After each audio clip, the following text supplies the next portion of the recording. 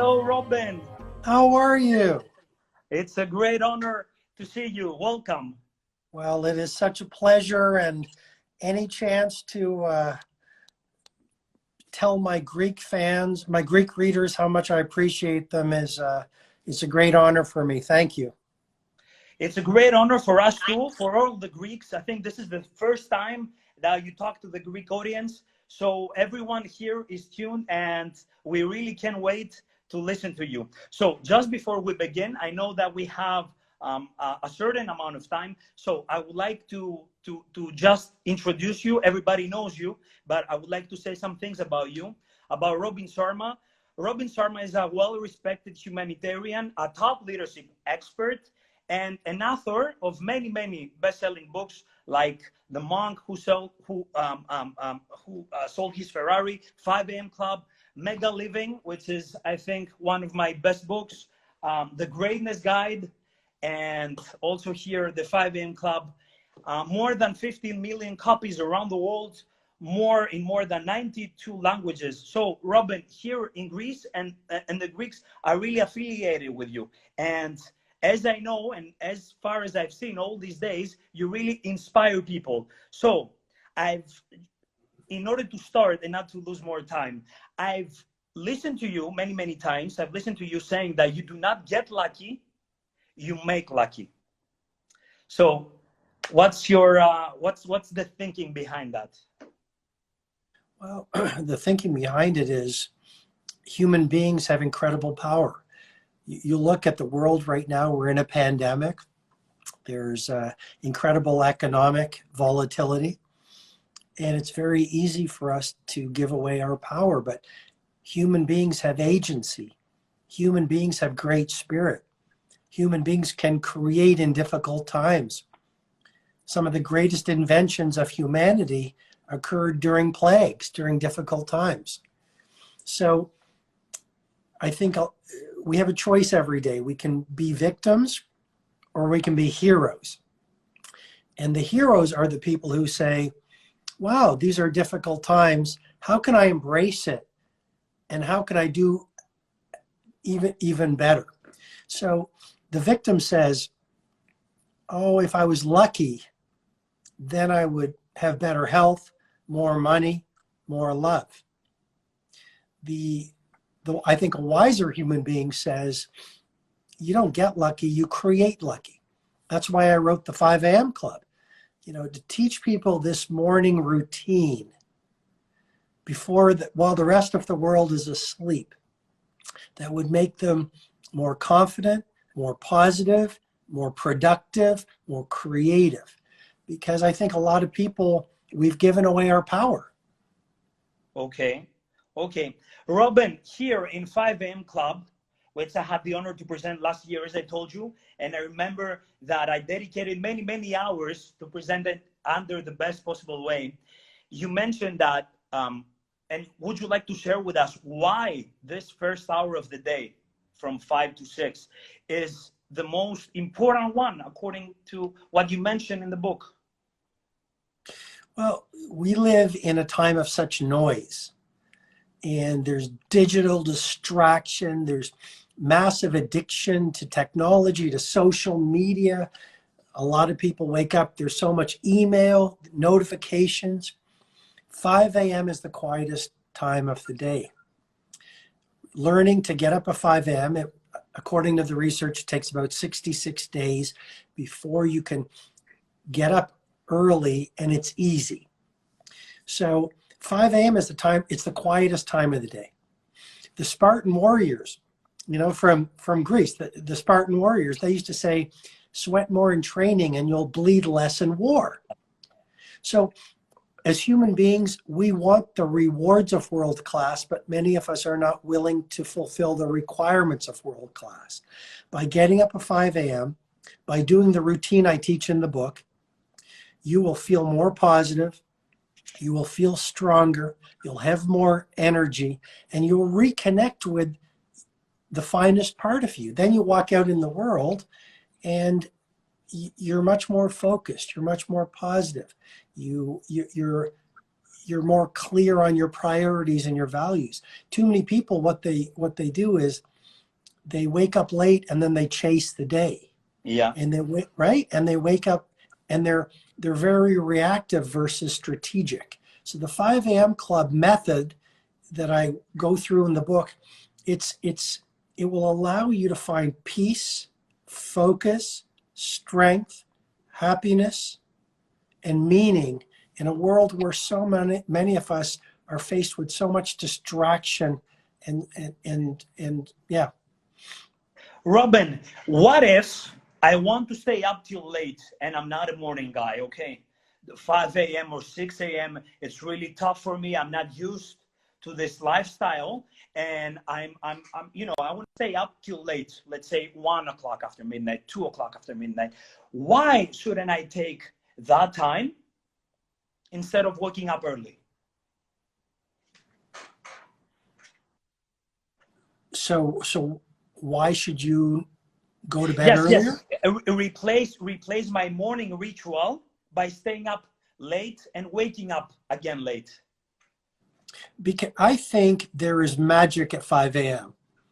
And anyone who, I mean, we have millions of people, you know, in the 5 a.m. club, reading the book and doing the methodology. So it's so incredibly powerful how the 5 a.m. time. But I hear what you're saying is, you know, well, I'm a night owl, the same as getting up early. I'd say it isn't. In India, actually, in Ayurveda, there's a term called Brahma Muhurta. And it basically means the time of creation. And so the ancient Indian monks and sages, they understood the best time to meditate was between 3 and 6 a.m. The best time to pray was between 3 and 6 a.m. The best time to read from books that would make you a better person, between 3 and 6 a.m. So what I believe is that 5 a.m. or those early morning hours before the sun comes up, that's when your mind is most open to being influenced. It's when reading will be more powerful. Your prayers will have a stronger effect. Your meditation will make you a better human being. So 5 a.m. is a beautiful time. It's also, I believe it's the stillest time of the day. And so it's the best time to just enjoy the peace. It's the best time to do creative work. It's the best time to be productive because it's just so still. And I'd also say, for anyone who says, well, I'm Greek, I want to go out with my friends, or with my family, and we like being out later. I want to have some great saganaki and some great food, and right? I'd say, oh, I love Greece, by the way. I've been to Santorini, I've been to Athens, I've watched the sunset in Oya. I hope to be in Greece a lot in 2021. But what I would say is, you don't have to, part of the key of getting up at 5 a.m., as I talk about in the book, there's a whole chapter on a strong pre-sleep routine. So the 5 a.m. club is not about sleep deprivation. But if you want to go out with your friends on Friday and Saturday night and do the 5 a.m. club on weekdays, it's totally fine. So actually, all we have to do is keep it like a habit, use a habit in our lives, even if we take, let's say, 1 day off or 2 days off, one or so, right? Even if that happens, right? Okay. And I will tell you something. I've learned about 5 a.m. club 4 years ago when my brother, Konstantinos, first introduced me to this, about the 5 a.m. club. And he told me about something that really successful people do, and they follow in their lives. So since then, and for the next about 2.5 years, I followed the 5 a.m. club approach, and it led me actually to create my startup, theSPEAKERS. So actually, for me personally, Robin, it did change my life. Somewhere in the book, first of all, I would like to ask the following. It took you about 4 years to write the book. Is that correct? Yes. So why did that actually happen? Why did it take you 4 years to write the 5 a.m. club? Because my name is on the cover, and I don't want to put anything out in the world that doesn't represent the highest quality I can possibly produce. I think we live in a world where a lot of entrepreneurs and a lot of business people, they spend 20% of their time on the product and on the work and 80% of the time on the marketing. And yet if you look at the masters, I'm not saying I'm a master, but you look at the great masters like Michelangelo spent 4 years on the fresco of the Sistine ceiling, the chapel, the ceiling of the Sistine Chapel. So it took me 4 years because I wanted every line to be the best I could write. I wanted readers to feel how much I cared in my love. I wanted the models in the book to be perfect. I would not let it go until I felt it was the best I could do. And it took me 4 years, but you know, I think when you're doing any work, you have an opportunity. Before you release it into the world, you can make it a piece of magic. And it takes a lot of patience, and it was a very tiring process, and I suffered a lot. I can imagine. But it's worth it because, seeing all the people reading the 5 a.m. Club, some people are reading it, they're getting fit again. Some people are starting ventures like you did. Some people are using it to, do all sorts of things that they've always wanted to do because it's given them the power and the energy and the strength to do it. And since we're talking about changes, because the 5 a.m. Club, actually, it is a big change if someone tries to enter it. And I've heard you many, many times referring to changes with a beautiful quote, saying that all change is hard at first, messy in the middle, and gorgeous at the end. So, and that habit in all this change, in all this new thing about adopting a new habit, there are 3 stages. So would you like to tell us some more about that? Absolutely. So I think one of the seductions in our society is we want everything easy. Okay. And we forget that if you want a great life, you've got to do hard things. Okay. I think in many ways, lazy people have to work twice as hard. And so people often ask me, how do I get stronger? How can I be more heroic? How can I build self-discipline? You do difficult things. So the line in the book you mentioned, all change is hard at first, messy in the middle, beautiful at the end. Of course, getting up early is going to be hard at first. It's a new routine. So if something isn't hard at first, it's not really worth doing. It's not real change. And then after about 20 days, it's going to be messy getting up at 5 a.m. because you're letting go of your old ways of being. You're confused. You might be a little tired. Most people say there's something wrong. I better stop. No. Building a great life, building a great business, building a great relationship is a process. So it's hard at first. It's messy in the middle because you're becoming a new human being. The spiritualists, you know what they'll say? Human beings must experience a death before we can be reborn. Whoa.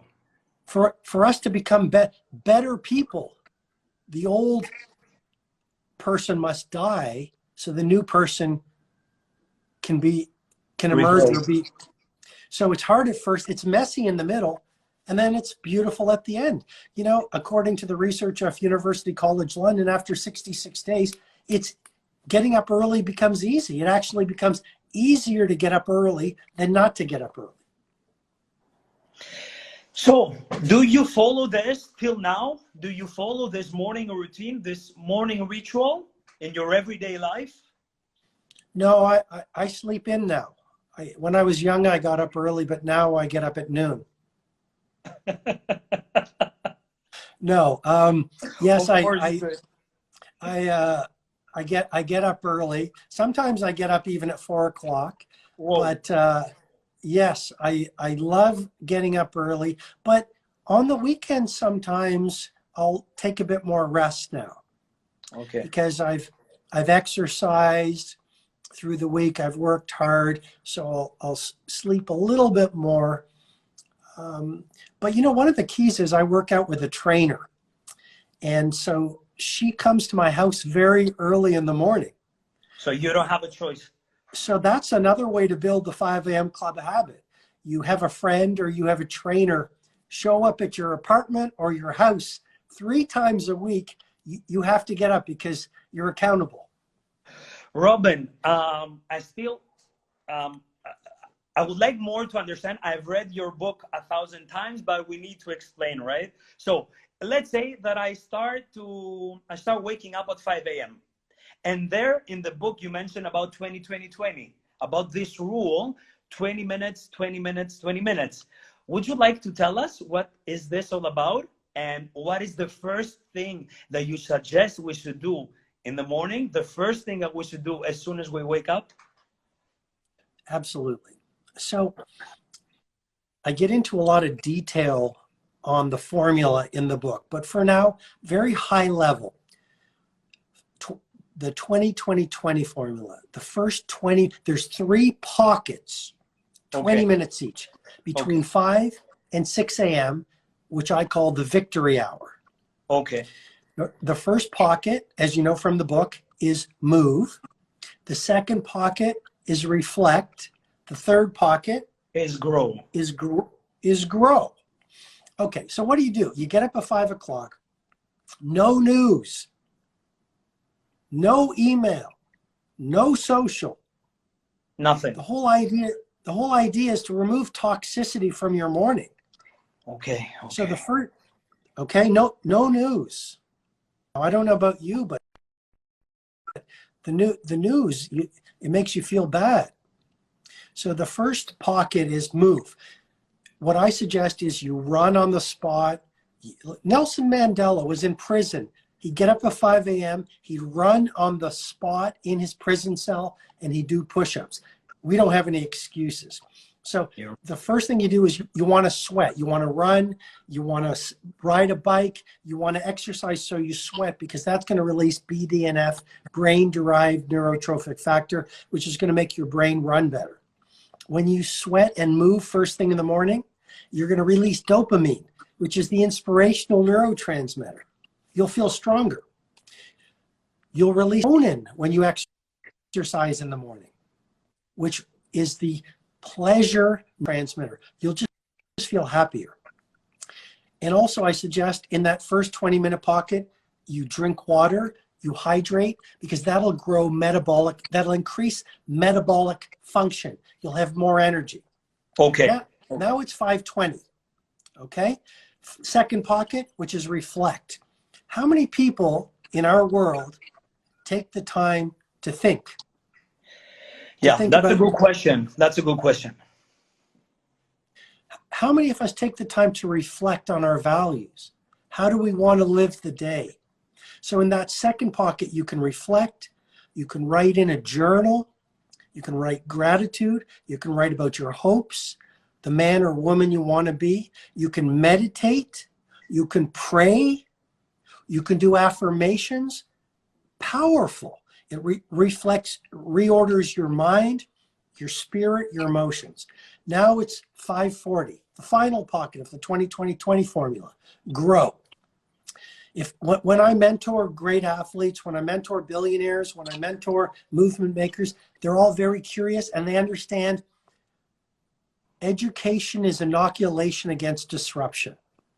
It's amazing. You read the right book, you can change your life. Listen to the right podcast, one idea executed on can change your life. You know, my life, one of the most important things I did, I love to read. So 20 minutes, 5:40 to 6 o'clock, watch a podcast, read and study a book, listen to an audio book, but you spend 20 minutes in growth. Now it's 6 o'clock. You've optimized your mindset. You've increased your body. You've worked on your emotional life. You've served your spiritual life. If you do that even 5 times a week, just imagine the results you're going to get over time. I've seen the results, To be honest with you, as I mentioned before, I've seen it happening in my life. And to be honest with you, by waking up early, I felt much more confident within my day.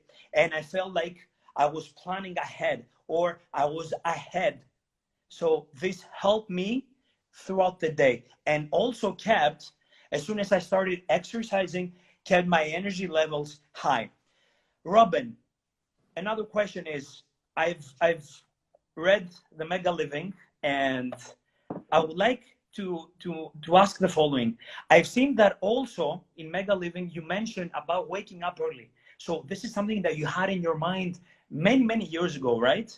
So what exactly, is there a certain motivation factor that led you to create the 5 a.m. club? Is there something, an incident that happened, something that you had in your mind, I don't know, an inspiration from another person in your life? How did the 5 a.m. club occur? I was in my 20s. I was a lawyer, and I was very unhappy as a lawyer. I felt I betrayed myself, because I'd get up in the morning, I wasn't living by the way I wanted. I'm more of a creative person. And I was in this very good law job.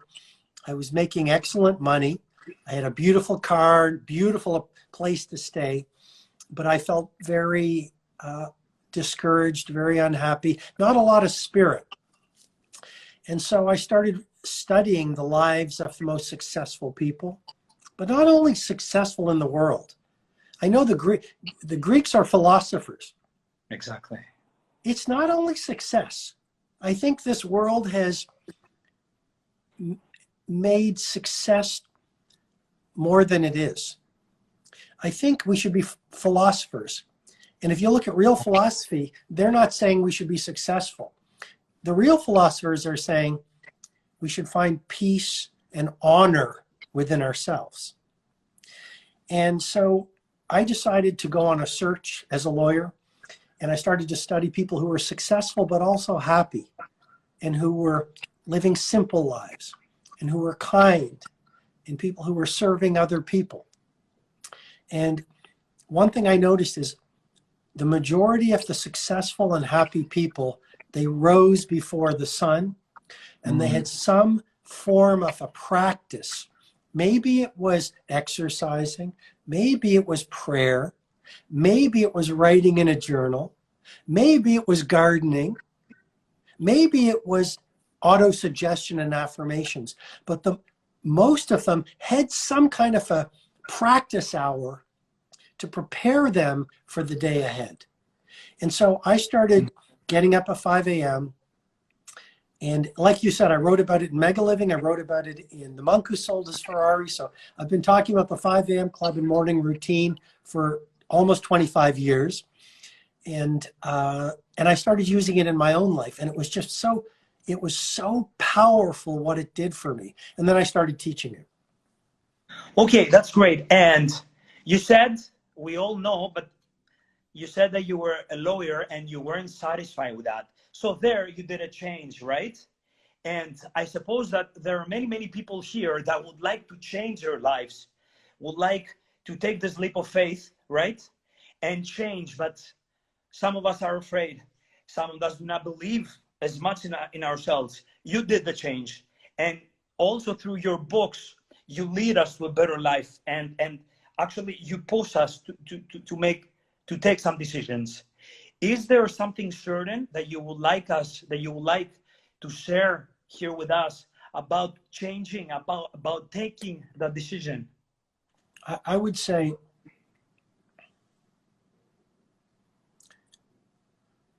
I would say this. I would say life is really short. Look at the time we're in right now. Look at all the people dying. Look at all the people who are sick. So what this time has done for us is it's shown us how fragile life is. It's shown us that the world can fall apart in a week. You're right. So do we really, Apostolos, do we really want to spend the rest of our days living a life that is not our lives? Do we really want to spend the rest of our days living a life that the media says we should live, that our family says we should live? Do we really want to spend our lives living in a way designed to look good on social media so our friends think we're cool? Or will we have the wisdom and heroism to say, I want to start getting up at 5 a.m. and I want to start a business, and I want to start being kinder to people, and I want to start being more productive, and I want to spend less time playing with my phone, and I want to be more creative, because I'm starting to realize that life is short. So I would say to anyone who's resisting change, do you really want to get to the end of your life and say, I didn't live? And I'd also say that when we are living our truth, our values, and we're in pursuit of our dreams, we make the world a better place. We're happier people. There's a sparkle in our eyes. We leave people better than we found them. So doing your life, making the changes we need to make, whether it's finding love or health or work that fulfills us or peace, it's not only good for ourselves, it's good for the world, because we become more positive, inspirational, heroic human beings. That was quite touching, and I just couldn't take my eyes off you while you were talking about this and about the certain time that we have that is really, really important to have it in our minds. One of the books that changed my life again was one of your books. It was The Leader That Had No Title. And there you mentioned very, very wisely about the importance of taking into account the time that we have in this life, because most of us think that things will not change, or the time will always be there. We don't understand many times in our lives that the time that we have is really, really limited, and that the decisions we make, actually, they take amount of the remaining time. So you talked about success, and you have beautifully and inspiring mentioned again in your books that nothing feels like success. And it's something that, I don't know, some of us would like to understand it better, or have it in their minds when the success comes into their lives. I think it's, the way I'd say it is this: power is a very dangerous thing. When a human being, so in ancient Rome, there was a type of slave called the origa. And that slave's job was to stand behind the Roman emperor and whisper in his ear, memento homo, memento homo, memento homo. Remember, you're only a man. And what I'm suggesting is, so much of the 5 a.m. Club book is about becoming successful, becoming more productive, becoming stronger. But then once we're successful, it becomes a very vulnerable situation. Because when we are successful, it's easy to stop doing the things that made us successful. You're a business person. The more successful we become, the more the power of success can cause us to become arrogant. Humility is what makes success. Humble. We learn, we serve, we get up early, we keep on innovating. That's a humble person. But too many of us as people, once we get to success, it's a natural thing. We become arrogant. we take our customers for granted. We lose that fire to become better. And so I believe that nothing fails like success. I think that's why you see so few legends. There are many, some people get to the top, world class, but how many people stay at world class? It's easy to be a one-hit wonder, to have one big movie, one successful book, one successful, or your business is successful for a quarter or a year. How many businesses or people stay at world class for 10, 20, 30 years? That's what legendary is. But it's hard because success makes us become unsuccessful. Let's keep that success can make us become unsuccessful. Let's keep that. And I think that I would, in a normal situation, we and I personally would need days to just talk with you in order to talk about everything we have in our minds. But still, we have talked about many beautiful things till now. But as the time passes, I would like to ask you 3 questions that the Greek people, the Greek audience, sent us throughout the previous days. Okay. I'd love to answer them. Okay. And if I may, I can't wait to visit Greece, hopefully in 2021, because I've never done a live event there or a keynote, and I can't wait to come to Greece and to meet everyone who's reading the 5 a.m. Club and to eat the amazing Greek food. And I want to visit Santorini again. I want to spend more time in Athens. My friends are telling me I should also visit Naxos. For sure. And I really want to spend more time in Greece because I truly, I think it's such a beautiful country and it's so rich in culture, you know? Robin, the Greek people really love you. We have seen all these days when we first announced that we will hold this Instagram live. I wish I could show you in a way what happened today in the social media that we have here in Greece, and people would love to see you in person. And let's hope that you will make it and see you here in Athens or anywhere you come here in Greece so we can do something together with you. That would be great. So the first question from Dimitris. Dimitris asks, Robin, how do you handle your bad days?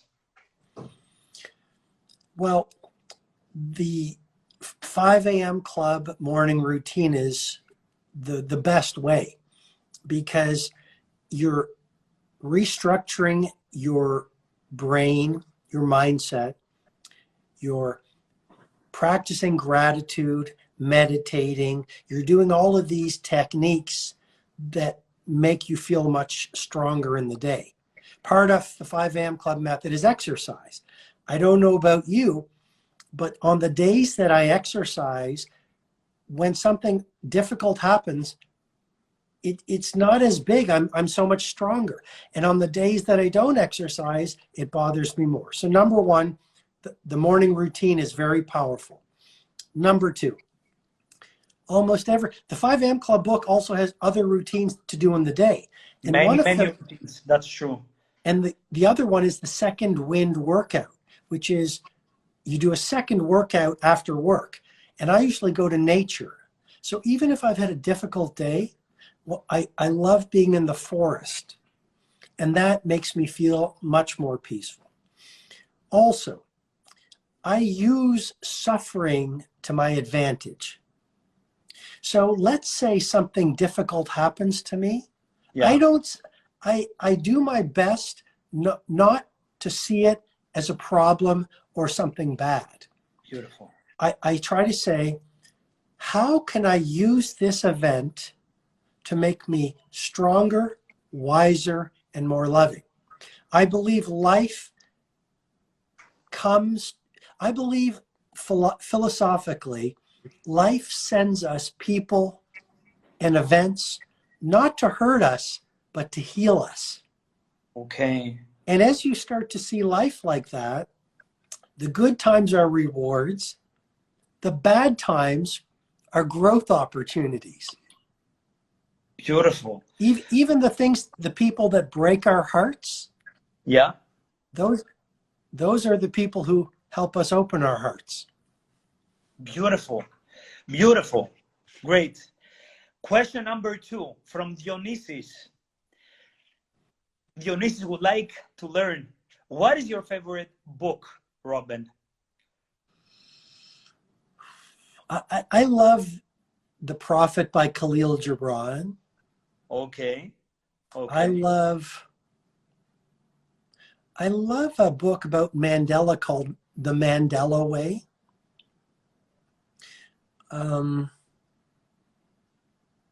I love a children's book that's called The Giving Tree. The Giving Tree. The Giving Tree. The first time I read it to my kids, I cried. It was so beautiful. Yeah, those would be some of my favorite books.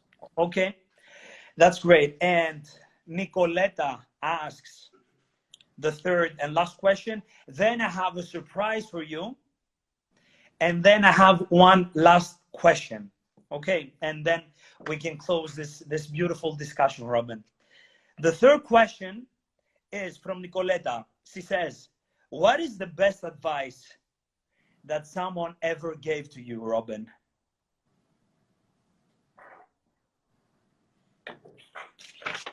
I would say run your own race. I'd say a few things, but I'd say someone once said to me, run your own race, which is don't focus on competition.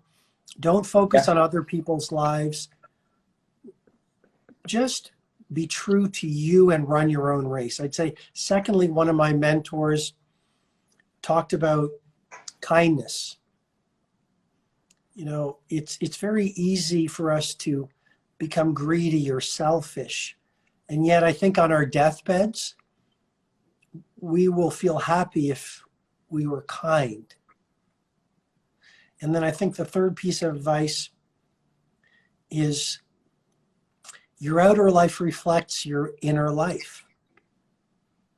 And so if you want more money, if you want more fame, if you want a more beautiful life, and if you want more service, make yourself a bigger person. Make yourself more loving. Make yourself more committed to helping people. You know, every world class is an inside job. Let's keep that also. You have said magnificent things as you do every time. World class. Okay, great. One fourth question that I've just picked up from the comments from Chrysanthi. Chrysanthi says, Robin, and then I have this surprise for you, okay? So Chrysanthi says, Robin, how do you stay so humble after all this great success? You know, I don't feel successful. Whoa. I think part of me does, but I'm no one special. I don't feel special. I don't think I'm special. I want to serve people. I want to do better work. I truly love my readers.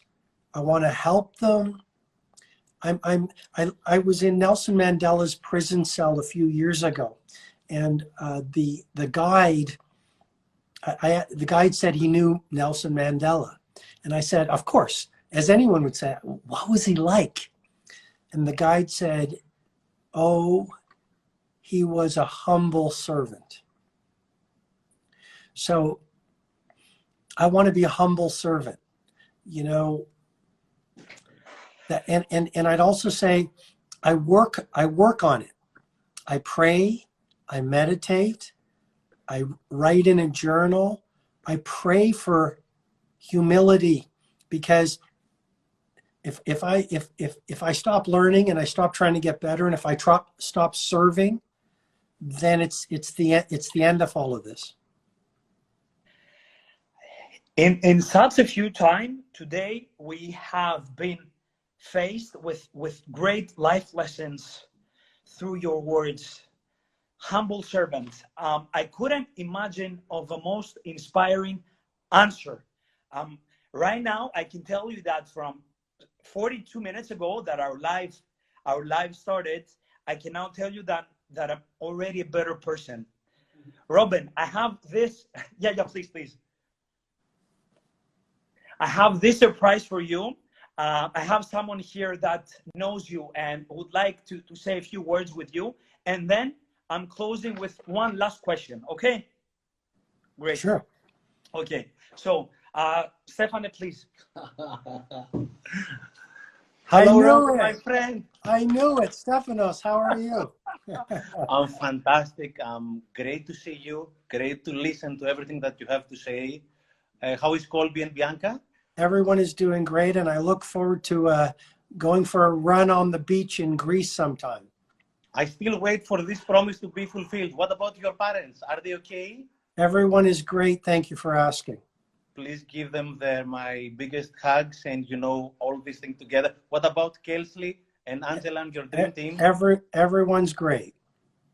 Robin, I would like to thank you in public for what you have done, not only for me, but for millions of people that we have been following and reading your books all these years, these 25 years.